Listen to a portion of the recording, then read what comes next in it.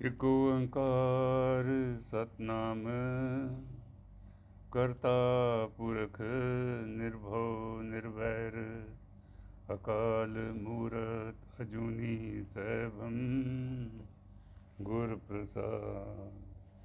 ਜਪ ਆਦਿ ਸਚ ਜੁਗਾਦਿ ਸਚ ਹੈ ਵੀ ਸਚ ਨਾਨਕ ਹੋਸੀ ਵੀ ਸਚ।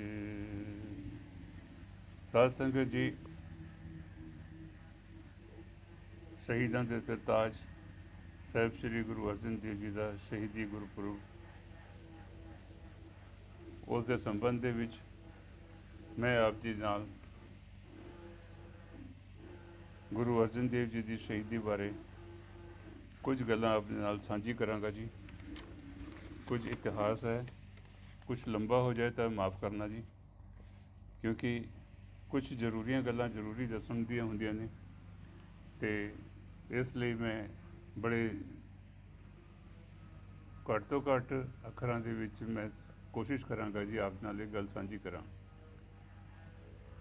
ਸਾਕਾ ਸਾਹਿਬ ਸ੍ਰੀ ਗੁਰੂ ਅਰਜਨ ਦੇਵ ਜੀ ਘੋਰ ਕਲਯੁਗ ਵਿੱਚ ਸੇਠੀ ਨੂੰ ਪਰਲੋ ਤੋਂ ਬਚਾਉਣ ਲਈ ਆਪ ਨਾਰਾਇਣ ਵਾਹਿਗੁਰੂ ਜੀ ਨੇ 5 ਸ਼ਬਦਾਂ ਦੇ ਨਾਮ ਦੀ ਦਾਤ ਦੇ ਕੇ ਬਲਦੀ ਧਰਤ ਉੱਤੇ ਸਤਿਯੁਗ ਵਰਤਾਉਣ ਲਈ ਨਾਨਕ ਸਤਿਗੁਰੂ ਦੇ 10 ਮਨੁੱਖੀ ਨਰ ਸਰੀਰ ਧਾਰੇ। ਹਰ ਜਾਮੇ ਦੇ ਸਵਾਸ ਲਗਾਤਾਰ ਕਲਯੁਗ ਦੀ ਕਾਟ ਹੁੰਦੀ ਰਹੀ। 5ਵੇਂ ਜਾਮੇ ਦੇ ਅੰਤ ਸਮੇਂ ਵਰਤਾਏ ਭਾਣੇ ਦੀ ਇੱਕ ਵਡਿਆਈ ਹੋਈ। ਕਲਯੁਗ ਤੋਂ ਟੁੱਟ ਕੇ ਬਣੇ ਸਿੱਖਾਂ ਦੀਆਂ ਸਾਰੀਆਂ ਆਉਂਦੀਆਂ ਪੀੜ੍ਹੀਆਂ ਤਾਈਂ ਸੰਸਾਰ ਦੇ ਸਾਰੇ ਦੁੱਖਾਂ ਨੂੰ ਆਪਣੇ ਰੋਮ ਰੋਮ 'ਤੇ ਜਰ ਕੇ ਸ਼ਹੀਦੀ ਸੁੱਖਾਂ ਦੀ ਬਹਾਰ ਲੈ ਕੇ ਆਂਦੀ। ਆਪਣੇ ਸਰੀਰ ਦੇ ਭਾਂਡੇ ਨੂੰ ਜ਼ਾਲਮ ਦੇ ਜ਼ੁਲਮਾਂ ਦੇ ਸਿਰ ਭੰਨ ਕੇ ਕਲਯੁਗੀ ਜੀਆਂ ਨੂੰ ਸਤਿਯੁਗੀ ਸਿੱਖ ਬਣਾਇਆ। ਇਹ ਮਿੱਠੀ ਬਿਧ ਉਹਨਾਂ ਪਹਿਲੇ ਜਾਮੇ ਵਿੱਚ ਹੀ ਮੂਲ ਮੰਤਰ ਵਿੱਚ 5ਵੀਂ ਥਾਏ 'ਤੇ ਨਿਰਭਉ ਸਦਾਏ ਕੇ ਤੈਅ ਕਰ ਲਈ ਸੀ। ਇਸੇ ਭਾਣੇ ਨੂੰ ਅਸੀਂ ਤਾਰੀਖ ਲੜੀ ਜਾਂ ਇਤਿਹਾਸ ਕਹਿੰਦੇ ਹਾਂ। ਅਕਬਰ ਦੀ ਮੌਤ 17 ਅਕਤੂਬਰ 1605 ਈਸਵੀ ਨੂੰ ਹੋਈ। ਜਹਾਂਗੀਰ ਨੇ ਦਿੱਲੀ ਦਾ ਰਾਜ ਭਾਗ ਸਾਂਭਿਆ। 5 ਮਹੀਨਿਆਂ ਮਗਰੋਂ ਹੀ 6 ਅਪ੍ਰੈਲ 1606 ਨੂੰ ਉਸ ਦੇ ਪੁੱਤਰ ਖੁਸਰੋ ਨੇ ਬਗਾਵਤ ਕੀਤੀ। ਪਿਤਾ ਜਹਾਂਗੀਰ ਫੌਜਾਂ ਨੇ ਬਾਗੀ ਪੁੱਤਰ ਨੂੰ ਉਸ ਦੀ ਫੌਜ ਸਮੇਤ ਦਿੱਲੀ ਤੋਂ ਖਦੇੜਿਆ। ਖੁਸਰੋ ਆਪਣੀ ਜਾਨ ਬਚਾਉਂਦਾ ਹੋਇਆ ਗੋਇੰਦਵਾਲ ਸਾਹਿਬ ਹੁੰਦਾ ਹੋਇਆ ਲਾਹੌਰ ਅੱਪੜਿਆ।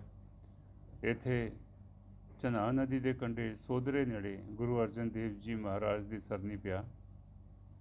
ਗੁਰੂ ਜੀ ਨੇ ਉਸ ਨੂੰ ਜੀਵਨ ਦਾਨ ਦੇ ਕੇ ਅਕਾਲ ਪੁਰਖ ਦੇ ਭੈ ਵਿੱਚ ਰਹਿਣ ਦੀ ਸਿੱਖਿਆ ਦਿੱਤੀ। ਮਗਰੋਂ ਖੁਸਰੋ ਫੜਿਆ ਗਿਆ। ਉਸ ਨੂੰ ਕੈਦ ਕਰਕੇ ਉਹਦੇ ਸਾਰੇ ਸਾਥੀ ਮਾਰ ਦਿੱਤੇ। ਰਾਜ ਦਰਬਾਰ ਦੇ ਲੋਭੀਆਂ ਦੇ ਕੋਲ ਚੰਦੂ ਗਿਆ ਆਪਣੀ ਪੁਰਾਣੀ ਕਿੜ ਕੱਢਣ ਲਈ।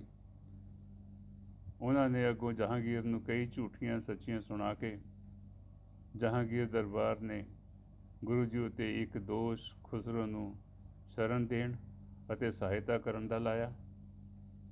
ਦੂਜਾ ਦੋਸ਼ ਉਸ ਨੇ ਲਗਾਇਆ ਕਿ ਪਿਤਾ ਅਕਬਰ ਨੂੰ ਵਰਗਲਾ ਕੇ ਲਾਹੌਰ ਦੇ ਕਿਸਾਨਾਂ ਦਾ ਜੋ ਮਾਮਲਾ ਸੀ ਉਹ ਮਾਫ਼ ਕਰਵਾਇਆ ਸੀ।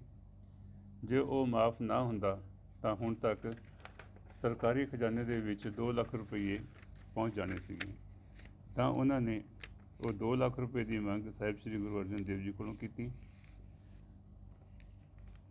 ਦਿੱਲੀ ਦੇ ਰਾਜੇ ਨੂੰ ਰਾਜ ਦਰਬਾਰ ਨੂੰ ਪਤਾ ਚੱਲ ਗਿਆ ਸੀ ਕਿ ਇਹਨਾਂ ਦੇ ਪਰਿਵਾਰ ਦੇ ਵਿੱਚ ਵੀ ਫੁੱਟ ਹੈ ਅਤੇ ਪਰਿਵਾਰ ਜਿਹੜਾ ਹੈਗਾ ਇਹ ਗੁਰੂ ਜੀ ਦੀ ਸਹਾਇਤਾ ਨਹੀਂ ਕਰੇਗਾ, ਅਤੇ ਉਸ ਦਾ ਫਾਇਦਾ ਉਠਾ ਕੇ ਉਹਨਾਂ ਨੇ ਆਪਣੀ ਗੱਲ ਉੱਪਰ ਲੈ ਕੇ ਆਂਦੀ ਅਤੇ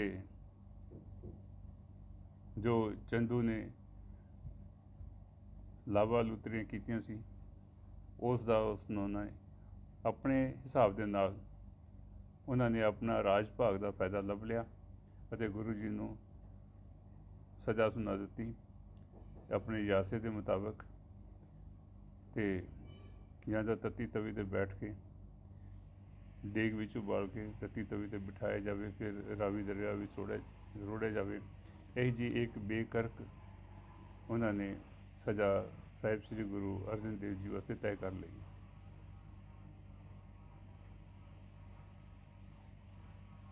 ਨਿਰਭਉ ਹੋ ਕੇ ਸਾਹਿਬ ਸ੍ਰੀ ਗੁਰੂ ਅਰਜਨ ਦੇਵ ਜੀ ਨੇ ਇਹ ਸਵੀਕਾਰ ਕੀਤੀ ਸਜ਼ਾ, ਅਤੇ 6ਵੇਂ ਗੁਰੂ ਹਰਗੋਬਿੰਦ ਸਾਹਿਬ ਜੀ ਨੂੰ ਥਾਪ ਕੇ ਆਪੋਂ ਸਜ਼ਾ ਭੁਗਤਣ ਲਈ ਆਪਣੇ ਜੀਵਨ ਦੇ ਅੰਤ ਲਈ ਆਪ ਪਹੁੰਚੇ।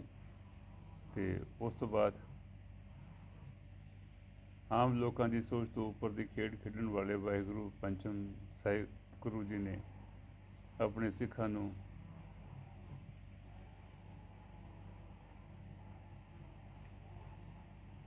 ਤੇਰਾ ਕੀਆ ਮੀਠਾ ਲਾਗੇ ਵਾਲਾ ਭਾਣਾ ਉਹਨਾਂ ਨੇ ਦਰਸਾਇਆ। ਤੇ ਕਵੀ ਲਿਖਦਾ ਹੈ, ਮਨ ਅਪਮਾਨ ਲੋਭ ਹਰ ਖਾਦੇ, ਪੰਚ ਮੂਲ ਮਨ ਮਰਿਆ ਰੇ, ਤਾ ਫਿਰ ਪ੍ਰੀਤ ਕਰੀ ਪ੍ਰਭ ਆਪਣੇ, ਦੇਹੀ ਪੀਰ ਨ ਕਰਿਆ ਰੇ। ਗੁਰ ਪੰਚਮ ਮਨ ਰਿਹਾ ਵੀਰਾਨਾ, ਦੇਹੀ ਜੋਤ ਰਹੀ ਨਿਰਬਾਨਾ, ਅਕਾਲ ਪੁਰਖ ਕੇ ਰਲਿਆ ਰੇ। ਸਭ ਸਿੱਖਨ ਕੈ ਭੈ ਨਿਵਾਰਣ, ਬਾਣੀ ਕਹੀ ਪਰ ਤਖ ਕਰਾਵਣ, ਤਤੀ ਤੇ ਸੀ ਨ ਕਰਿਆ ਰੇ। ਉਸੇ ਵੇਲੇ ਵਕਤ ਦੇ ਹਾਣੀ ਜੁਗਾਂ ਜੁਗਾਂ ਤੋਂ ਕਿਸੇ ਨਾ ਕਿਸੇ ਰੂਪ ਵਿੱਚ ਅਕਾਲ ਪੁਰਖ ਦੇ ਥਾਪੇ ਨਾਰਾਇਣ ਦੇ ਨਾਲ ਉਹ ਹਮੇਸ਼ਾ ਰਹਿਣ ਵਾਲੇ ਸਾਈਂ ਮੀਆਂ ਮੀਰ ਇਸ ਜਾਮੇ ਦੇ ਵਿੱਚ ਵੀ ਗੁਰੂ ਅਰਜਨ ਦੇਵ ਜੀ ਦੇ ਨਾਲ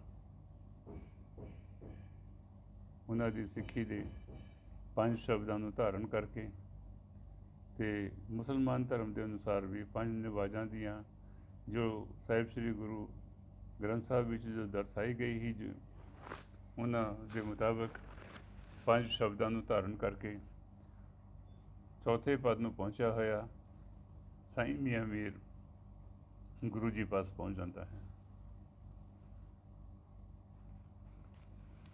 ਮੀਆਂ ਮੀਰ ਜੀ ਜਦੋਂ ਸਾਹਿਬ ਸ੍ਰੀ ਗੁਰੂ ਅਰਜਨ ਦੇਵ ਜੀ ਨੂੰ ਤਤੀ ਤਵੀ ਉੱਤੇ ਬੈਠਦੇ ਹੋਏ ਦੇਖਦੇ ਨੇ, ਤੇ ਤਾਂ ਗੁਰੂ ਜੀ ਦੇ ਸਰੀਰ ਦਾ ਉਹ ਮੋਹ ਕਰ ਲੈਂਦਾ ਹੈ, ਮੋਹ ਜੋ ਕਿ ਵਿਕਾਰ ਹੈ। ਉਸ ਤੋਂ ਬਾਅਦ ਜਦੋਂ ਅਹਿਲਕਾਰ ਧੁੱਪੇ ਖੜੇ ਨੇ, ਉਹਨਾਂ ਨੇ ਹੁਕਮ ਕਰ ਦਿੱਤਾ ਕਿ ਵੀ ਤਵੀ ਦੇ ਹੇਠਾਂ ਅੱਗ ਬਾਲੀ ਜਾਵੇ ਅਤੇ ਛੇਤੀ ਛੇਤੀ ਕੀਤਾ ਜਾਵੇ, ਰੇਤਾ ਵੀ ਗਰਮ ਕੀਤਾ ਜਾਵੇ। ਪਰ ਭੁੰਜੇ ਗੁਰਦੱਤੇ ਨੂੰ ਵੀ ਹੁਕਮ ਹੋਇਆ ਕਿ ਵੀ ਰੇਤਾ ਗਰਮ ਕਰਕੇ ਇਹਨਾਂ ਦੇ ਸੀਸ ਉੱਤੇ ਪਾਇਆ ਜਾਵੇ। ਐਸੀ ਜੋ ਗੱਲ ਸੁਣ ਕੇ ਫਿਰ ਇੱਕ ਤਾਂ ਮੋਹ ਦਾ ਵਿਕਾਰ ਸਾਈਂ ਮੀਆਂ ਮੀਰ ਦੇ ਅੰਦਰ ਜਾ ਵੜਿਆ। ਉਸ ਤੋਂ ਮਗਰੋਂ ਜਦੋਂ ਉਹਨਾਂ ਨੇ ਅੱਗ ਤੇਜ਼ ਕੀਤੀ ਹੈ, ਤਾਂ ਉਹ ਕ੍ਰੋਧ ਕਰ ਬੈਠੇ, ਉਹਨਾਂ ਨੂੰ ਖਿਮਾ ਦਾ ਸ਼ਬਦ ਉਹ ਭੁੱਲ ਗਏ, ਖੈਰ ਦਾ ਸ਼ਬਦ ਉਹ ਭੁੱਲ ਗਏ, ਅਤੇ ਫਿਰ ਉਹ ਤੋਂ ਬਾਅਦ ਵਿਚਾਰ ਕਰਦੇ ਨੇ ਕ੍ਰੋਧ ਦੇ ਵਿੱਚ ਆ ਕੇ ਕਿ ਮੈਂ ਕੀ ਕਰ ਸਕਦਾ। ਉਹਨਾਂ ਨੂੰ ਪਤਾ ਲੱਗਿਆ ਕਿ ਵੀ ਮੈਂ ਹੁਣੇ ਹੀ ਜਹਾਂਗੀਰ ਦਾ ਇੱਕ ਫਰਮਾਨ ਸੁਣਾਵਾਂਗਾ, ਅਤੇ ਕੁਰਾਨ ਦੇ ਵਿੱਚ ਜਿਵੇਂ ਲਿਖਿਆ ਹੋਇਆ ਉਸ ਦੇ ਪਵਿੱਤਰ ਕਲਮੇ ਪੜ੍ਹ ਕੇ ਉਹਨਾਂ ਨੂੰ ਕਹਾਂਗਾ ਕਿ ਤੁਸੀਂ ਇਹ ਸ਼ਰ੍ਹਾ ਦੇ ਮੁਤਾਬਕ ਠੀਕ ਨਹੀਂ ਕਰ ਰਹੇ ਹੋ, ਅਤੇ ਮੈਂ ਦਿੱਲੀ ਦਰਬਾਰ ਦਾ ਇੱਕ ਆਪਣੇ ਵੱਲੋਂ ਉਹਨਾਂ ਨੂੰ ਇੱਕ ਸੁਨੇਹਾ ਵੀ ਦੇ ਦਾਂਗਾ, ਅਤੇ ਤਾਂ ਇਹ ਰੁਕ ਜਾਣਗੇ, ਅਤੇ ਸ਼ਰ੍ਹਾ ਦੀ ਗੱਲ ਸੁਣ ਕੇ ਫਿਰ ਇਹਨੂੰ ਰੁਕਣਾ ਪਏਗਾ। ਅਤੇ ਨਾਲ ਹੀ ਦਿੱਲੀ ਦਾ ਦਰਬਾਰ ਜਿਹੜਾ ਹੈਗਾ ਉਹ ਫਿਰ ਪੁੱਛੇਗਾ ਵੀ ਤੁਸੀਂ ਕਿਉਂ ਰੁਕੇ ਹੋ, ਤਾਂ ਉਹ ਕੁਰਾਨ ਦੀ ਗੱਲ ਕਰਨਗੇ, ਪਵਿੱਤਰ ਕੁਰਾਨ ਦੀ, ਅਤੇ ਤਾਂ ਬਾਦਸ਼ਾਹ ਨੂੰ ਵੀ ਰੁਕਣਾ ਪਏਗਾ। ਲੇਕਿਨ ਐਸੇ ਵਿੱਚ ਬਾਦਸ਼ਾਹ ਦੇ ਵਿੱਚ ਅਤੇ ਲਾਹੌਰ ਦੇ ਅਹਿਲਕਾਰਾਂ ਦੇ ਵਿੱਚ ਨੋਕ ਝੋਕ ਹੋ ਜਾਏਗੀ, ਅਤੇ ਤਾਂ ਉਹ ਆਪਸ ਵਿੱਚ ਲੜਨਗੇ, ਲੇਕਿਨ ਫਾਇਦਾ ਗੁਰੂ ਜੀ ਨੂੰ ਹੋ ਜਾਏਗਾ। ਐਸੀ ਇੱਕ ਵਿਉਂਤ ਸੋਚ ਕੇ ਉਹਨਾਂ ਨੇ ਇੱਕ ਹੰਕਾਰ ਦੀ ਉਂਗਲ ਵੀ ਉੱਪਰ ਚੱਕ ਲਈ ਕਿ ਗੁਰੂ ਜੀ ਮੈਨੂੰ ਆਗਿਆ ਦਿਓ, ਮੈਂ ਲਾਹੌਰ ਤੇ ਦਿੱਲੀ ਦੀ ਦਰਬਾਰ ਦੀ ਇੱਟ ਨਾਲ ਇੱਟ ਖੜਕਾ ਦਾਂਗਾ। ਗੁਰੂ ਜੀ ਦੂਰੋਂ ਦੇਖ ਕੇ ਉਹਨਾਂ ਨੂੰ ਮੁਸਕਰਾ ਕੇ ਫੁਰਨੇ ਦੇ ਵਿੱਚ ਹੀ ਗੱਲ ਕਰਦੇ ਨੇ ਕਿ ਤੂੰ ਮੀਆਂ ਮੀਰ, ਉਹ ਮੀਆਂ ਮੀਰ ਨਹੀਂ ਹੈ ਜਿਸ ਦੇ ਕੋਲੋਂ ਕਿ ਅਸੀਂ ਦਰਬਾਰ ਸਾਹਿਬ ਦੇ ਨੀਂਹ ਦਾ ਪੱਥਰ ਖਾਇਆ ਸੀਗਾ। ਉਸ ਵੇਲੇ ਤੇਰੇ ਵਿੱਚ ਕੋਈ ਵਿਕਾਰ ਨਹੀਂ ਸੀ ਤੇ 5 ਸ਼ਬਦਾਂ ਦਾ ਧਾਰਨੀ ਹੋ ਕੇ ਤੂੰ ਬੜੀ ਉੱਚੀ ਪਦਵੀ ਤੇ ਸੀਗਾ, ਲੇਕਿਨ ਹੁਣ ਤੂੰ ਆਪਣੇ ਅੰਦਰ ਮੋਹ, ਮੇਰੇ ਸਰੀਰ ਦਾ ਮੋਹ, ਕ੍ਰੋਧ ਅਤੇ ਹੰਕਾਰ ਦੀ ਜਿਹੜੀ ਉਂਗਲ ਚੱਕ ਲਈ ਹੈ, ਇਹ 3 ਵਿਕਾਰ ਤੇਰੇ ਅੰਦਰ ਆ ਚੁੱਕੇ ਨੇ ਤੇ 5 ਵਿੱਚੋਂ 3 ਵਿਕਾਰ ਆ ਜਾਣੇ, ਇਹਦਾ ਮਤਲਬ ਕਿ ਤੂੰ ਪਤਿਤ ਹੋ ਗਿਆ ਹੈ ਤੇ ਤੂੰ ਹੁਣ ਉਹ ਸਾਈਂ ਮੀਆਂ ਮੀਰ ਨਹੀਂ ਰਿਹਾ ਜਿਹਦੇ ਉੱਤੇ ਕਿ ਅਸੀਂ ਮਾਣ ਕਰਦੇ ਸੀ। ਤੇ ਉਹ ਫੁਰਨੇ ਦੇ ਵਿੱਚ ਹੀ ਸਮਝ ਜਾਂਦਾ ਹੈ ਤੇ ਫਿਰ ਉਸ ਨੂੰ ਪਤਾ ਲੱਗ ਜਾਂਦਾ ਹੈ ਸਾਈਂ ਮੀਆਂ ਮੀਰ ਨੂੰ ਕਿ ਸੰਤ ਕੇ ਹੱਥੇ ਕੋ ਰੱਖੇ ਨਾ ਕੋਈ, ਜੇ ਆਪ ਮੇਰੇ ਖੁਦਾ ਨੇ ਮੈਨੂੰ ਹੱਥ ਦਿੱਤਾ ਕਿ ਜਾ ਤੂੰ ਡਿੱਗਿਆ ਹੋਇਆ ਤਾਂ ਫਿਰ ਮੈਨੂੰ ਕੌਣ ਰੱਖੇਗਾ। ਮੇਰੀ ਇੰਨੀ ਜਨਮਾਂ ਦੀ ਜਿਹੜੀ ਕਮਾਈ ਹੈ ਉਹ ਜਾਂਦੀ ਰਹੇਗੀ। ਤਾਂ ਉਸ ਵੇਲੇ ਸਿਆਣਪ ਕਰਕੇ ਖਿਮਾ ਮੰਗ ਲੈਂਦਾ ਹੈ, ਗੁਰੂ ਜੀ ਮੈਂ ਭੁੱਲ ਗਿਆ ਤੇ ਮੈਨੂੰ ਤੁਸੀਂ ਅਗਲੇ ਦੀ ਸਿੱਖਿਆ ਦੇਵੋ ਕਿ ਮੈਂ ਕੀ ਕਰਾਂ। ਫਿਰ ਗੁਰੂ ਜੀ ਉਸ ਨੂੰ ਜੋ ਹੁਕਮ ਦਿੰਦੇ ਨੇ ਮੀਆਂ ਮੀਰ ਨੂੰ, ਉਹ ਇੱਕ ਛੋਟੀ ਜਿਹੀ ਕਵਿਤਾ ਵਿੱਚ ਹੈ। ਸਤਿਗੁਰ ਮੀਆਂ ਮੀਰ ਸਮਝਾਇਓ, तिसका किया मीठा लागे तुम कहे गरमायो। मियाँ मीर तुम बल पर बीने कित होर थाए बरतायो। ए बेला धीरज की सखी अन्ने डन क्यों लायो। मियाँ मीर तुम ऊँचे उठ आवो किव नीवें बरड़ायो। वाह बेला तुम बड़े उचेरे हर मंदर नीह रखायो। गुर हथ बचे मीर जी बोले साहिब ना बिदरायो। हे साहिब मैनू हथ ना दियो, मैनू बिदार ना दियो, झटका ना दियो। कैसे पावो पद निर्वाणा हे गुरु विधि बतायो। दया निधि गुरु विधि बतावें जाए सिखन समझायो। हम जो किए फतेह कर मानो धीरज ना गवायो। जो असी कर रहे हैं वो ठीक कर रहे हैं, उसनों साडी फतेह करके समझ ले ते धीरज ना गवा, अपने मन नूं डोलन तो बचा। फिर अगला उपदेश करते ने, दूध सरीखे रब को सिमरो जल सा जीवन पायो। अंतर मन शीतल सब ठारो वाणी शकर पायो। दूध सरीखे रब को सिमरो, दूध सब तो पवित्र है जिस विच की ਦੁੱਧ ਵਰਗਾ ਚਿੱਟਾ ਕੋਈ ਹੋਰ ਵਸਤੂ ਨਹੀਂ ਹੁੰਦੀ, ਰੱਬ ਹੀ ਹੈ। ਜਲ ਸਾ ਜੀਵਨ ਪਾਇਓ, ਮਨੁੱਖਾ ਜੀਵਨ ਇਹ ਇੱਕ ਪਾਣੀ ਵਰਗਾ ਹੈ। ਅੰਤਰ ਮਨ ਸੀਤਲ ਸਭ ਠਾਰੋ ਵਾਣੀ ਸ਼ੱਕਰ ਪਾਇਓ। ਮਿੱਠਾ ਬੋਲ, ਤੂੰ ਬਹੁਤ ਕੌੜਾ ਬੋਲ ਰਿਹਾ ਹੈ। ਜਾਲਮ ਜੇ ਤੇ ਰੋਮ ਦੁਖਾਵੇਂ ਤੇ ਸਿੱਖ ਸੁਖ ਪਾਇਓ। जेता सुंदर बीज गिरावें तेती फसल हो पायो।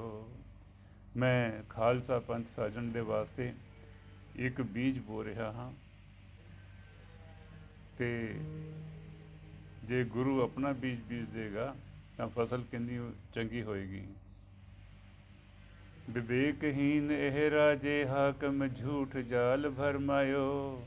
सच प्रेम की लाग न लागी कूड़ बिखै उदरायो। ਜ਼ਹਿਰ ਵਰਗੇ ਪੇਟ ਵਿੱਚੋਂ ਜੰਮੇ ਹੋਏ ਨੇ ਇਹ ਲੋਕ, ਜਿਹੜੇ ਕਿ ਸੱਚ ਨੂੰ ਪਹਿਚਾਨ ਨਹੀਂ ਸਕਦੇ। ਗੁਰਮੁਖ ਸਿੱਖ ਉਤਮ ਪ੍ਰਾਣੀ ਕੋ ਮੇਟ ਨ ਪਾਇਓ, ਸਭ ਸਿੱਖਨ ਮੈਂ ਰਾਮ ਬਸੇ हैं मरे न ठागे जायो।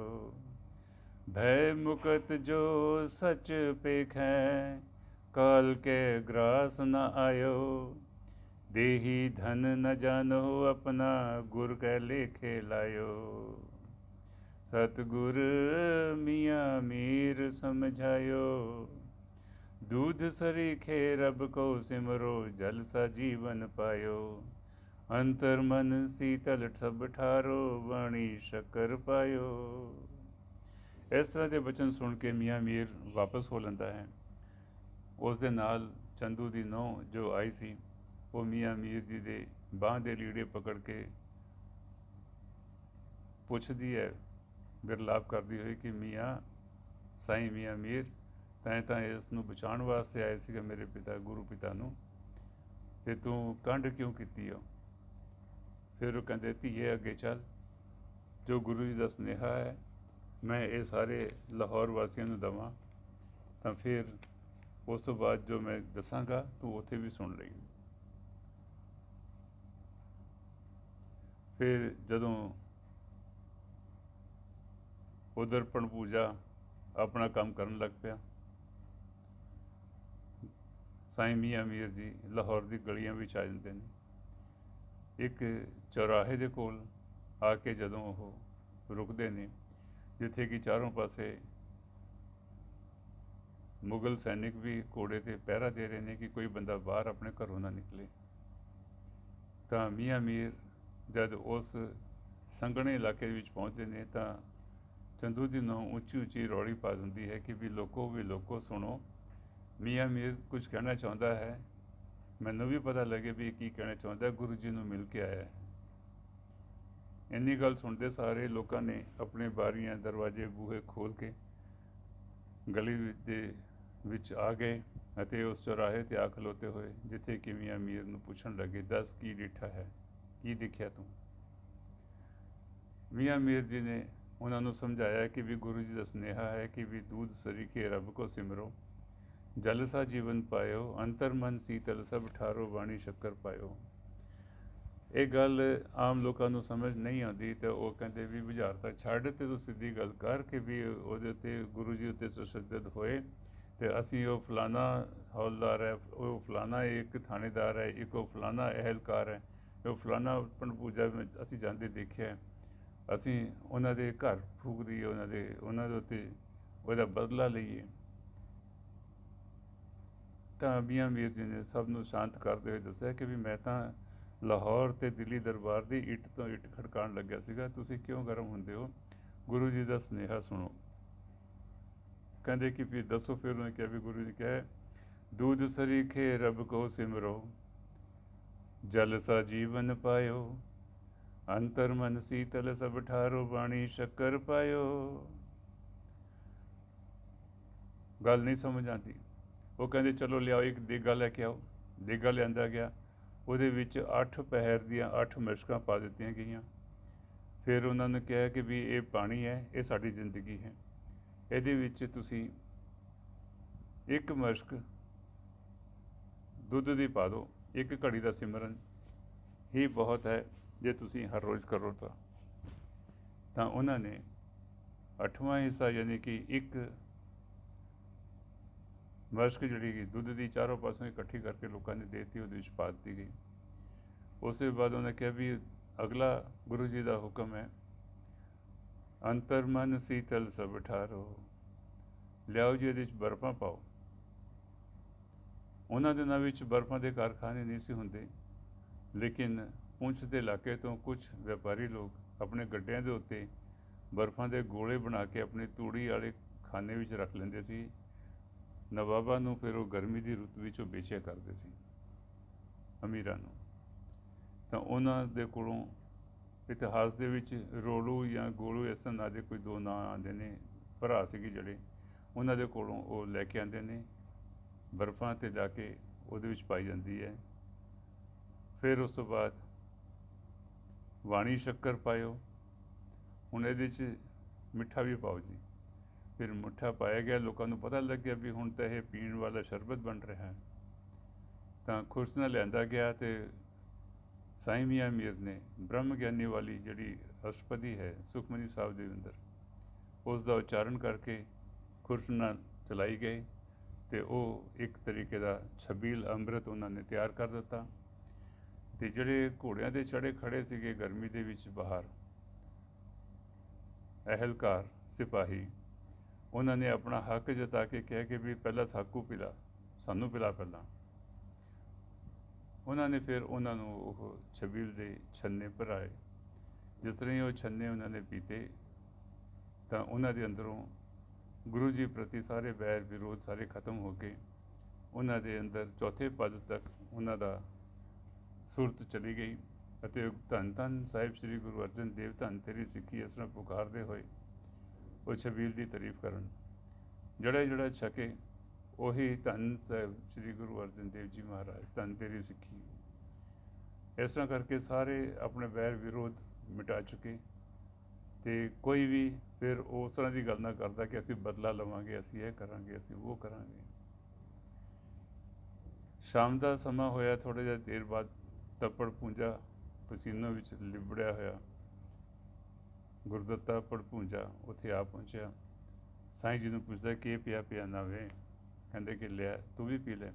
ਉਹਨੇ 4 ਛੰਨੇ ਭਰ ਕੇ ਪੀ ਲਏ। ਬੜੀ ਤ੍ਰੇਹ ਲੱਗੀ ਸੀ ਉਸਨੂੰ, ਬੜੀ ਪਿਆਸ ਲੱਗੀ ਸੀ। ਜਲਦੀ ਹੀ ਚੌਥੇ ਪਦ 'ਤੇ ਪਹੁੰਚਿਆ ਅਤੇ ਆਪਣੇ ਗੋਡਿਆਂ ਭਾਰ ਬੈਠ ਕੇ ਧਰਤੀ ਉੱਤੇ ਆਪਣਾ ਸਿਰ ਮਾਰਦਾ ਹੈ ਕਿ ਮੈਂ ਕੀ ਕਰਮ ਕਰਕੇ ਆਇਆ ਹਾਂ, ਗੁਰੂ ਜੀ ਮੈਨੂੰ ਮਾफ़ ਕਰ ਦਿਓ। ਅਣਜਾਣੇ ਵਿੱਚ ਮੇਰੇ ਕੋਲੋਂ ਗੱਲ ਹੋ ਗਈ, ਮੈਨੂੰ ਨਹੀਂ ਸੀ ਪਤਾ, ਕਿਉਂਕਿ ਉਹ ਛਬੀਲ ਪੀ ਕੇ ਚੌਥੇ ਪਦ ਜਾ ਪਹੁੰਚਿਆ ਸੀ। ਉਸੇ ਵੇਲੇ ਪ੍ਰਣ ਕਰ ਲੈਂਦਾ ਕਿ ਮੈਂ ਇਸੇ ਕੜਛੇ ਦੇ ਨਾਲ ਚੰਦੂ ਦਾ ਸਿਰ ਮਿੱਜਾਂਗਾ। ਫਿਰ ਸਮਾਂ ਆਇਆ, ਉਸ ਨੇ ਇਸ ਤਰ੍ਹਾਂ ਕੀਤਾ ਵੀ। ਫਿਰ ਇਹ ਸਾਰਾ ਕੁਝ ਦੇਖਦੀ ਹੋਈ ਚੰਦੂ ਦੀ ਨੂੰਹ ਭਰਮਤੀ ਹੋਈ ਦੇਖੀ ਜਾਂਦੀ ਕਿ ਵੀ ਸਾਈਂ ਕੀ ਚੀਜ਼ ਹੈ। ਉਹਨੇ ਕਿਹਾ ਬੇਟੀ ਤੂੰ ਪੀ। ਕਹਿੰਦੇ ਗੁਰੂ ਜੀ ਦਾ ਬਣਾਇਆ, ਗੁਰੂ ਜੀ ਦੇ ਪ੍ਰਸ਼ਾਦ ਹੈ। ਉਹਨੇ ਕਿਹਾ ਲੈ ਬੇਟੀ ਤੂੰ ਪੀ ਇਸ ਨੂੰ। ਜਿਸ ਤਰ੍ਹਾਂ ਉਸਨੇ ਪੀਤਾ ਅਤੇ ਉਹ ਵੀ ਚੌਥੇ ਪਦ 'ਤੇ ਜਾ ਪਹੁੰਚੀ। ਆਪਣੇ ਅੰਦਰਲੇ ਸਾਰੇ ਸ਼ੋਕ ਵਿਕਾਰ ਅਤੇ ਦੁੱਖ ਸਾਰਾ ਲਾਹ ਬੈਠੀ ਅਤੇ ਪ੍ਰਸੰਨ ਹੋ ਕੇ ਬੋਲੀ ਕਿ ਇਹ ਕਿੰਨੀ ਅੱਛੀ ਚੀਜ਼ ਹੈ, ਮੈਂ ਗੁਰੂ ਪਿਤਾ ਜੀ ਨੂੰ ਪਿਲਾ ਕੇ ਆਉਂਦੀ ਹਾਂ। ਉਹ ਇੱਕ ਡੋਲੂ ਭਰ ਕੇ ਦੌੜੀ ਚਲੀ ਜਾਂਦੀ ਹੈ। ਤਾਂ ਉਸਦੇ ਪਿੱਛੇ ਉਸਦੀ ਮਾਂ ਵੀ ਹੈ ਫਿਰ, ਅਤੇ ਨਾਲ ਸ਼ਾਇਦ ਉਹਦਾ ਘਰ ਵਾਲਾ ਵੀ ਹੋਵੇ। ਤਾਂ ਮਹਿਲਕਾਰ ਰੋਕਦੇ ਨੇ ਇਹਨੇ ਨੂੰ। ਗੁਰੂ ਜੀ ਉੱਥੋਂ ਤਤੀ ਤਵੀ ਤੋਂ ਬੈਠ ਕੇ, ਸ਼ਾਮ ਦਾ ਸਮੇਂ ਹੋ ਚੁੱਕਾ ਹੈ, ਤਾਂ ਉਹ ਜੇਲ੍ਹ ਵਿੱਚ ਪਾਏ ਹੋਏ ਨੇ। ਉਸੇ ਜਗ੍ਹਾ ਦੇ ਉੱਤੇ ਉਹ ਪਤਾ ਕਰਦੀ ਹੋਈ ਉਹ ਡੋਲੂ ਲੈ ਕੇ ਪਹੁੰਚ ਜਾਂਦੀ ਹੈ। ਜਿਹੜੇ ਰਸਤੇ ਵਿੱਚ ਰੋਕਣ ਵਾਲੇ ਸਿਪਾਹੀ, ਉਹਨਾਂ ਨੂੰ ਦੱਸੀ ਜਾਂਦੀ ਹੈ ਕਿ ਮੈਨੂੰ ਜਾਣ ਦਿਓ, ਭਾਵੇਂ ਆ ਰਿਸ਼ਵਤ ਦੇ ਤੌਰ 'ਤੇ ਮੇਰੇ ਕਾਂਟੇ ਲੈ ਲਓ, ਮੇਰੀ ਚੂੜੀ ਲੈ ਲਓ, ਸੋਨੇ ਦੀ ਆਪਣੇ ਆਭੂਸ਼ਣ ਉਹ ਵੰਡੀ ਜਾਂਦੀ ਹੈ ਅਤੇ ਅੱਗੇ ਤੁਰੀ ਜਾਂਦੀ ਹੈ। ਜਦ ਕੋਈ ਬੰਦਾ ਕੁਝ ਵੀ ਲੈਣ ਤੋਂ ਨਾ ਮੰਨੇ ਤਾਂ ਫਿਰ ਉਹ ਉਹਨੂੰ ਕਹਿੰਦੀ ਲੈ ਆ ਜਿਹੜਾ ਮੈਂ ਗੁਰੂ ਜੀ ਨੂੰ ਦੇਣ ਚੱਲੀ ਹਾਂ, ਆਹ ਸ਼ਰਬਤ ਹੈ, ਤੂੰ ਪੀ ਲੈ। ਜਿਸ ਤਰ੍ਹਾਂ ਹੀ ਉਹਨੂੰ ਸ਼ਰਬਤ ਪਿਲਾਉਂਦੀ ਹੈ ਉਹ, ਤਾਂ ਉਹ ਆਪਣੇ ਆਪੇ ਰਾਹ ਛੱਡ ਦਿੰਦੇ ਨੇ। ਉਹ ਵੀ ਚੌਥੇ ਪਦ ਤੱਕ ਪਹੁੰਚ ਜਾਂਦੇ ਨੇ। ਤਾਂ ਗੁਰੂ ਜੀ ਕੋਲ ਅੱਪੜ ਕੇ ਜਦੋਂ ਦੱਸਦੀ ਹੈ ਕਿ ਗੁਰੂ ਜੀ ਆ ਲਓ, ਮੈਂ ਕੀ ਲੈ ਕੇ ਆਈ ਹਾਂ, ਸਾਈਂ ਮੀਆਂ ਮੀਰ ਨੇ ਕੀ ਬਣਾਇਆ। ਤਾਂ ਉਸ ਵੇਲੇ ਗੁਰੂ ਜੀ ਨੂੰ ਪਤਾ ਚੱਲ ਗਿਆ ਕਿ ਵੀ ਹੁਣ ਇਹ ਸਾਰੇ ਮੇਰੇ ਸਿੱਖ ਨੇ ਇਹ ਨਿਰਭਉ ਹੋ ਚੁੱਕੇ ਨੇ, ਨਿਰਵੈਰ ਹੋ ਚੁੱਕੇ ਨੇ। ਤਾਂ ਨਿਰਵੈਰ ਗੁਰੂ ਸਾਹਿਬ ਸ੍ਰੀ ਗੁਰੂ ਹਰਗੋਬਿੰਦ ਸਾਹਿਬ ਜੀ ਸਾਹਿਬ ਉਹ ਕਲਗੀ ਸਜਾ ਕੇ ਕੀਰਤਪੁਰ ਸਾਹਿਬ ਵੱਲ ਨੂੰ ਬਿਆਨਾ ਕਰ ਚੁੱਕੇ ਨੇ। ਲੋਕੀ ਉਹਨਾਂ ਦੇ ਮਗਰ ਅੱਗੇ ਹੋਰ ਹੁਕਮਾਂ ਦੀ ਉਡੀਕ ਕਰਦੇ ਹੋਏ ਉਹਨਾਂ ਨਾਲ ਅੱਗੇ ਚਲੇ ਜਾਂਦੇ ਨੇ। ਇਹ ਜਿਹੜੀ ਛਬੀਲ ਜਿਹੜੀ ਪਿਲਾਈ ਜਾਂਦੀ ਹੈ, ਇਹਦੇ ਵਿੱਚ ਅੱਜ ਵੀ ਅਸੀਂ ਦੇਖਦੇ ਹਾਂ ਕਿ ਲੋਕ ਰੂਹ ਅਫਜ਼ਾ ਜਾਂ ਹੋਰ ਕੋਈ ਚੀਜ਼ਾਂ ਇਹ ਜਿਹੀਆਂ ਮਿਲਾ ਦਿੰਦੇ ਨੇ, ਅਤੇ ਉਸ ਤੋਂ ਬਾਅਦ ਸੁਖਮਨੀ ਸਾਹਿਬ ਦਾ ਪਾਠ ਤਾਂ ਉਹ ਵਿੱਚ ਕਰਦੇ ਹੀ ਨਹੀਂ, ਉਸ ਨੂੰ ਅੰਮ੍ਰਿਤ ਬਣਾਉਣ ਦੀ ਵਿਧੀ ਨਹੀਂ ਪੂਰੀ ਕਰਦੇ। ਤਾਂ ਇਸ ਕਰਕੇ ਉਹ ਇੱਕ ਰਸਮ ਤਾਂ ਪੂਰੀ ਹੋ ਜਾਂਦੀ ਹੈ, ਲੇਕਿਨ ਜੋ ਅਸਲੀ ਮੰਤਵ ਹੈ ਇਸ ਛਬੀਲ ਦਾ ਉਹ ਇਹੀ ਹੈ ਕਿ ਵੀ ਕਿਸੇ ਵੀ ਧਰਮ ਦਾ ਕੋਈ ਵੀ ਪ੍ਰਾਣੀ ਇਸ ਨੂੰ ਪੀਵੇ, ਮਨ ਵਿੱਚ ਠੰਡਕ ਮਹਿਸੂਸ ਕਰੇ ਅਤੇ ਇਹ ਨਾ ਕਹੇ ਕਿ ਵੀ ਇਹ ਮੈਂ ਇੱਕ ਆਮ ਸ਼ਰਬਤ ਜਿਹੜਾ ਰੂਹ ਅਫਜ਼ਾ ਪੀਤਾ ਜਾਂ ਕੋਈ ਹੋਰ ਕੁਝ ਪੀਤਾ। ਉਹ ਸਮਝੇ ਕਿ ਵੀ ਇਹ ਦੁੱਧ, ਜਲ, ਬਰਫ਼ ਅਤੇ ਮਿੱਠੇ ਦੀ ਬਣੀ ਹੋਈ, ਪਾਣੀ ਵਿੱਚ ਪੜੀ ਹੋਈ ਇਹ ਇੱਕ ਅੰਮ੍ਰਿਤ ਹੈ, ਛਬੀਲ ਅੰਮ੍ਰਿਤ ਹੈ ਪੰਜਵੇਂ ਪਾਤਸ਼ਾਹ ਦਾ, ਜੋ ਕਿ ਉਸਨੇ ਗ੍ਰਹਿਣ ਕਰਕੇ ਚੌਥੇ ਪਦ ਨੂੰ ਪਹੁੰਚਣਾ ਹੈ। ਇਸ ਤਰੀਕੇ ਨਾਲ ਜੇ ਅਸੀਂ ਵਿਧੀਪੂਰਵਕ ਅਸੀਂ ਪੂਜਾ ਕਰੀਏ ਜਾਂ ਅਸੀਂ ਕੰਮ ਕਰੀਏ ਜਾਂ ਜੋ ਵੀ ਅਸੀਂ ਗੁਰੂ ਦੇ ਪ੍ਰਤੀ ਜੋ ਸੇਵਾ ਕਰਦੇ ਹਾਂ ਉਹ ਵਿਧੀ ਦੇ ਮੁਤਾਬਕ ਕਰੀਏ ਅਤੇ ਤਾਂ ਸਾਡੀ ਉਹ ਫਲ ਲੱਗ ਸਕਦਾ ਹੈ, ਚੰਗੇ ਨਤੀਜੇ ਨਿਕਲ ਸਕਦੇ ਨੇ।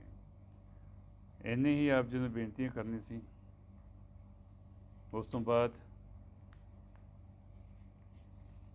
ਇਸ ਦੇ ਬਾਰੇ ਵੀ ਲਿਖਿਆ ਹੋਇਆ, ਗੁਰ ਸਿੱਖ ਠੰਡਾ ਮੀਠ ਪਿਆਇਨ, ਜਾਨਹਿ ਪੀੜ ਸ਼ਹੀਦੀ ਕੇ ਹੀ, ਗੁਰ ਕੈ ਸੀਸ ਨਿਭਾਇਨ। हे सतगुर तू जिना तुठे तिना प्रेम जगायन, से सिख भय सब मुक्ते जिना शहीदी पायन। धर्म हेत साका जो कीने ते वडभागी जायन, ते वडभागी मुक्ता बेली भाणा मीठ पचायन। गुर सिख ਠੰਡਾ ਮੀਠ ਪਿਆਇਨ। ਵਾਹਿਗੁਰੂ ਜੀ ਕਾ ਖਾਲਸਾ, ਵਾਹਿਗੁਰੂ ਜੀ ਕੀ ਫਤਿਹ। ਹੋਈਆਂ ਗਲਤੀਆਂ ਮਾਫ਼ ਕਰ ਦੇਣਾ ਜੀ। ਇਹਦੇ ਵਿੱਚ ਇਹ ਜਿਹੜੀ ਮੈਂ ਆਪ ਨੂੰ ਸਾਖੀ ਸੁਣਾਈ ਹੈ, ਇਹ ਸਾਖੀ ਪੌਂਟਾ ਸਾਹਿਬ ਗੁਰਦੁਆਰੇ ਤੋਂ ਜਦੋਂ ਅਸੀਂ ਸ਼ੇਰਗਾਹ ਗੁਰਦੁਆਰੇ ਵੱਲ ਜਾਂਦੇ ਹਾਂ ਤਾਂ ਭੰਗਾਣੀ ਰੋਡ ਤੋਂ ਮੁੜਦੇ ਹੋਏ ਪਹਿਲਾ ਹੀ ਪਿੰਡ ਹੈ ਜਿੱਥੇ ਕਿ ਗੁਰੂ ਨਾਨਕ ਚਰਨ ਕਵਲ ਗੁਰਦੁਆਰਾ ਵੀ ਸੁਸ਼ੋਭਿਤ ਹੈ। ਉਸ ਦੇ ਨਾਲ ਹੀ ਜੋ ਘਰ ਹੈ ਉਹ ਜਿਹੜੇ ਗੁਰੂ ਗੋਬਿੰਦ ਸਿੰਘ ਜੀ ਦੇ 52 ਕਵੀ ਸੀ ਉਹਨਾਂ ਵਿੱਚੋਂ ਇੱਕ ਕਵੀ ਦਾ ਉਹ ਘਰ ਸੀ ਅਤੇ ਉਸੇ ਦੀ ਜਿਹੜੀਆਂ ਲਿਖੀਆਂ ਹੋਈਆਂ ਪੁਰਾਤਨ ਕਵਿਤਾਵਾਂ ਸੀਗੀਆਂ ਜਿਹੜੇ ਕਿ ਉਹ ਦੱਸਦੇ ਹੁੰਦੇ ਨੇ ਉਹਦੇ ਬਾਲਕ ਕਿ ਸਾਡੇ ਬਜ਼ੁਰਗਾਂ ਨੇ ਇਹ ਦਰਬਾਰ ਦੇ ਵਿੱਚ ਇਹੋ ਜਿਹੀਆਂ ਕਵਿਤਾਵਾਂ ਉਹਨਾਂ ਨੇ ਪੜ੍ਹੀਆਂ, ਲਿਖਾਈਆਂ ਅਤੇ ਸੁਣਾਈਆਂ। ਗੁਰੂ ਜੀ ਨੇ ਢਾਲਾਂ ਭਰ ਭਰ ਕੇ ਸੋਨੇ ਦੀਆਂ ਉਹਨਾਂ ਨੂੰ ਦਿੱਤੀਆਂ ਅਤੇ ਉਹਨਾਂ ਦੀ ਜਾਇਦਾਦਾਂ ਹੁਣ ਵੀ ਉੱਥੇ ਹੈਗੀਆਂ ਨੇ। ਅਤੇ ਉਹਨਾਂ ਦੀ ਜਿਹੜੀ ਪੁਰਾਤਨ ਇੱਕ ਕਿਤਾਬ ਸੀਗੀ, ਸਰਦਾਰ ਰਜਿੰਦਰ ਸਿੰਘ ਜੀ ਸੀਗੇ ਜਿਹੜੇ ਕਿ ਉਹਨਾਂ ਦੇ ਕੋਈ ਰਿਸ਼ਤੇਦਾਰ ਨੇ, ਉਹ ਮੈਨੂੰ ਉਹਨਾਂ ਦੇ ਘਰ ਲੈ ਗਏ ਸੀਗੇ ਸ਼ੇਰਗਾਹ ਗੁਰਦੁਆਰੇ ਤੋਂ ਆਉਂਦੇ ਹੋਇਆਂ ਦੀ ਗੱਲ ਹੈ ਸ਼ਾਮ ਨੂੰ। ਇਹ ਸਨ 1989 ਦੀ ਰੱਖੜ ਪੁੰਨਿਆ ਤੋਂ ਦੂਸਰੇ ਦਿਨ ਦੀ ਗੱਲ ਹੈ। 1999 ਦੀ ਰੱਖੜ ਪੁੰਨਿਆ ਤੋਂ ਦੂਜੇ ਦਿਨ ਦੀ ਗੱਲ ਹੈ। ਮੈਂ ਇਹ ਉੱਥੇ ਸਾਕਾ ਸ੍ਰੀ ਗੁਰੂ ਅਰਜਨ ਦੇਵ ਜੀ ਦਾ ਇਹ ਉਹਦਾ ਸਿਰਲੇਖ ਸੀਗਾ ਅਤੇ ਉਹਦੀ ਉਹ ਜੋ ਕਵਿਤਾ ਪੜ੍ਹੀ ਸੀ ਉਸੇ ਦਾ ਮੈਂ ਦੱਸਿਆ ਹੈ। ਉਹਨਾਂ ਦੇ ਘਰ ਮੈਂ ਸਿੱਖ ਮਿਸ਼ਨਰੀ ਕਾਲਜ ਦੇ ਰਵੀ ਸਿੰਘ ਜੀ ਜੋ ਕਿ ਚੌਂਤਾ ਸਿੱਖ ਮਿਸ਼ਨਰੀ ਕਾਲਜ ਦੇ ਵਿੱਚ ਪ੍ਰਿੰਸੀਪਲ ਸੀ, ਉਹਨਾਂ ਨੂੰ ਵੀ ਨਾਲ ਲੈ ਕੇ ਗਿਆ ਸੀ, ਪਰਿਵਾਰ ਸਮੇਤ ਉੱਥੇ ਗਏ ਸੀ, ਉਹਨਾਂ ਨਾਲ ਮਿਲੇ ਸੀ। ਉਹ ਫਿਰ ਅੱਗੋਂ ਜਾਣਾ ਸੀ ਤਾਂ ਬਹੁਤ ਵੱਡੇ ਐਡੇ ਵੱਡੇ ਓਲੇ ਪਏ ਜਦੋਂ ਮੁੱਠੀ ਦੇ ਵੱਡੇ ਭਰ ਕੇ, ਤਾਂ ਉਹ ਉਸ ਤੋਂ ਘਬਰਾ ਕੇ ਫਿਰ ਹੇਠਾਂ ਹੀ ਉਤਰ ਆਏ, ਉੱਪਰ ਅੱਗੇ ਨਹੀਂ ਗਏ। ਭੰਗਾਣੀ ਵੱਲ ਜਾਣਾ ਸੀਗਾ। ਉੱਥੇ ਤਕਰੀਬਨ 6 ਕਿਲੋਮੀਟਰ ਦੇ ਦੂਰ ਉਹਨਾਂ ਦੇ ਰਿਸ਼ਤੇਦਾਰ ਦਾ ਪਿੰਡ ਸੀ ਜਿੱਥੇ ਕਿ ਸਾਰੀ ਕਿਤਾਬਾਂ ਉੱਥੇ ਲੈ ਕੇ ਚਲਾ ਗਿਆ ਸੀਗਾ। ਅੱਜ ਵੀ ਇਹ ਖੋਜ ਕੀਤੀ ਜਾ ਸਕਦੀ ਹੈ। ਇਤਿਹਾਸ ਪੁਰਾਤਨ ਹੈ ਪਰ ਸਿਰੜੀ ਬਣ ਕੇ ਲੱਭਣਾ ਪਏਗਾ ਅਤੇ ਖੋਜ ਕਰਨੀ ਪਏਗੀ ਅਤੇ ਅੱਜ ਵੀ ਉਹ ਉਸ ਤੋਂ ਪਰਿਵਾਰ ਤੋਂ ਕਿਤਾਬਾਂ ਲੈ ਕੇ ਆਉਣੀਆਂ ਪੈਣਗੀਆਂ। ਇਹੋ ਜਿਹੀਆਂ ਹੋਰ ਵੀ ਕਈ ਸਾਖੀਆਂ ਹੋਣਗੀਆਂ ਜਿਹੜੀਆਂ ਕਿ ਪੁਰਾਤਨ ਕਵੀਆਂ ਦੇ ਕੋਲ ਪੌਂਟਾ ਸਾਹਿਬ ਦੇ ਆਸ-ਪਾਸ ਵਸਦੇ ਹੋਏ ਉਹਨਾਂ ਦੇ ਬੱਚੇ ਪੜਪੋਤੇ ਪੜਪੋਤਿਆਂ ਦੇ ਪੜਪੋਤੇ ਹੋ ਚੁੱਕੇ ਹੋਣਗੇ, ਅਸੀਂ ਉਹਨਾਂ ਕੋਲੋਂ ਲਾਹਾ ਲੈ ਸਕਦੇ ਹਾਂ। ਵਾਹਿਗੁਰੂ ਜੀ ਕਾ ਖਾਲਸਾ, ਵਾਹਿਗੁਰੂ ਜੀ ਕੀ ਫਤਿਹ।